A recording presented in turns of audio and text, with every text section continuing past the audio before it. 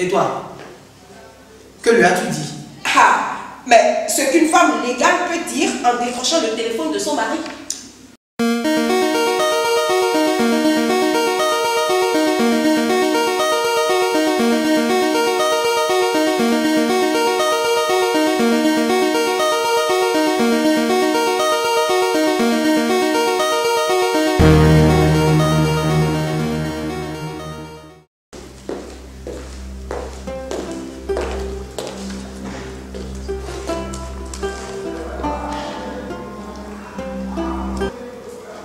Allô?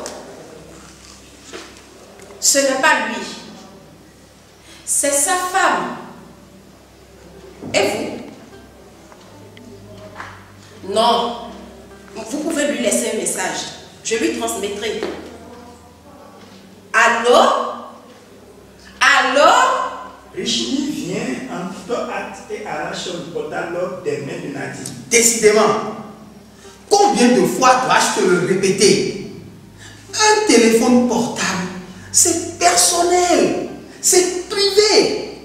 Si c'est 1000 fois que je dois te le répéter, dis-le, afin que je le fasse ici et maintenant. Pas besoin. C'est compris. Je ne toucherai plus ton portable, même si ça sonne durant des heures et que tu fais de ne pas t'en rendre compte. De quoi m'accuses-tu là? Ah, de rien dont tu ne te sens coupable. Il se vautre dans le canapé et farfouille dans le portable. Et qu'est-ce qu'elle voulait? Comme si tu ne le savais pas. Rappelle-la, c'est simple. Qu'est-ce qu'elle t'a dit? Rien. C'est-à-dire? Fais pas semblant.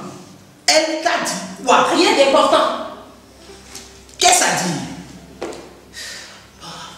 Elle n'a pas osé se présenter. N'a pas voulu laisser de message. A préféré filer de l'autre bout du fil. Voilà, tu sais tout.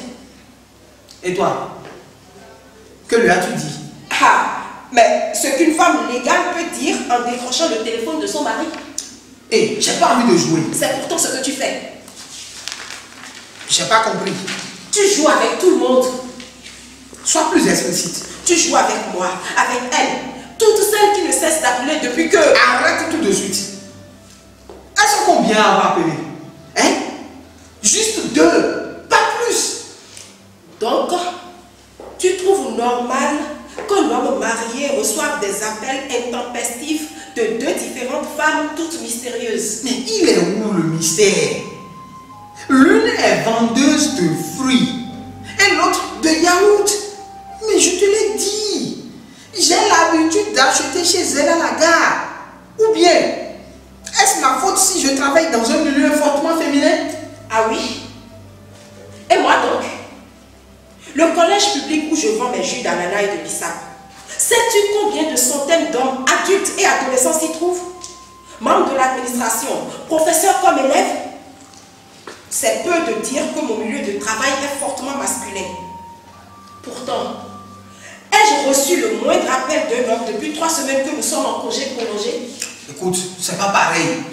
Comparaison n'est pas raison. Et puis tu me fatigues. Juste 3 mois de mariage.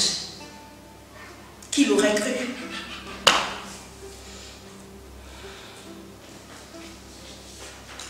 Elle entonne une chanson de tristesse.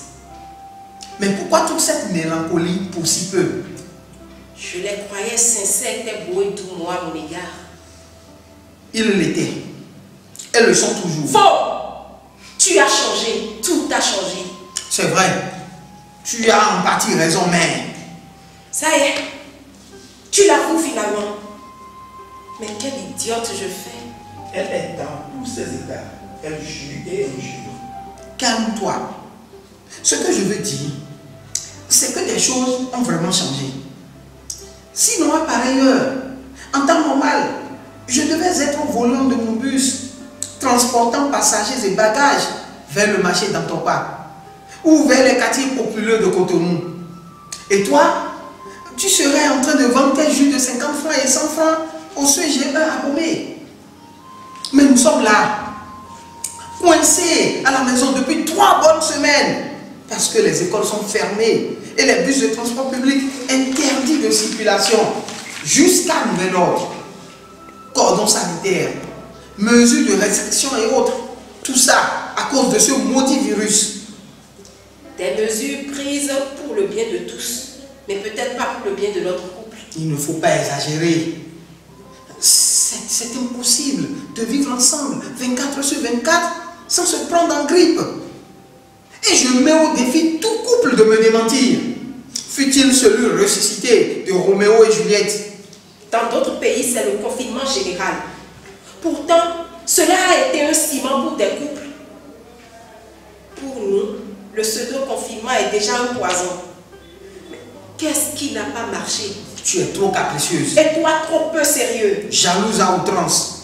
Depuis 3 semaines que nous avons dû réduire nos déplacements au strict minimum, tu ne décroches jamais d'appel, sauf quand je dors. Tu es toujours connecté sur les réseaux sociaux à manipuler un portable dont tu as verrouillé l'accès depuis 3 semaines justement. C'est tout? Qu'est-ce que cela prouve? Donc, tu veux une preuve, n'est-ce pas? Arrête avec ça. Faisons la paix. En 3 mois de mariage, je ne te connaissais pas ses caractères. Cachotier, perfide et lâche. Il a fallu le coronavirus et les mesures de restriction actuelles pour que je te découvre sous ton vrai visage. Mais de quoi parles-tu en fin de compte? Je te préviens, si tu ne retires pas tout de suite tes propos calomnieux, je vais te... Tu vas me faire quoi? Que peux-tu me faire de pire que tout ce que tu as déjà orchestré dans mon dos? 2 ans d'amitié, 3 mois de mariage et je n'ai rien vu. Je te croyais préoccupé à mettre notre foyer à l'abri du besoin. C'est ce qui m'aidait d'ailleurs à supporter ton absence 6 jours sur 7 chaque semaine. Alors que tout ça n'était que trahison et imposture de ta part. Nadine, viens. Asseyons-nous et discutons.